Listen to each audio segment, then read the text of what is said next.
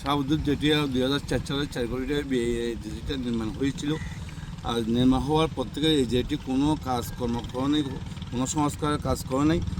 এই যেটি দিয়ে হাজার হাজার পর্যটক সেন্ট মার্টিন যায়, সেন্ট মার্টিন থেকে আসে। অনেক ব্যবসায়ী মহল এই যেটি নিয়ে চলাফেরা করে, তাদের ক্ষুদ্র পরিবার চলাফেরা করতে ইয়ে করে। মনে করেন এখন যদি যেটি দশে যায়, মনে করেন অনেক লোক এই শাহাবুদ্দিয়ার লোক খুব কষ্ট করবে। আর ব্যবসা গরিব গরিব জনসাধারণের ব্যবসা বাণিজ্য ক্ষতিগ্রস্ত হবে। আমি সরকারের কাছে দাবি জানাই, যেটি যে কোনো উপায়ে সংস্থা করলে এখানে হাজার হাজার পর্যটক মাটি যেতে পারবে, এলাকার মানুষের ব্যবসা বাণিজ্য চলতে পারবে।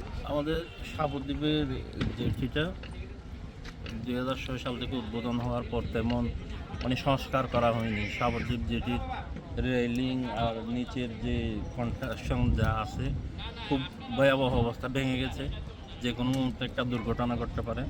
শাহাবুদ্বীপ জেটিটা এখন খুব গুরুত্বপূর্ণ হয়ে গেছে। দেশের বিভিন্ন প্রান্ত থেকে এখানে পর্যটক আর সেন্ট মার্টিনের মানুষ এখান থেকে পারাপার হয়ে যেতে খুব দ্রুত জেটিটা সংস্কার করলে আমি মনে করি খুব ভালো হবে।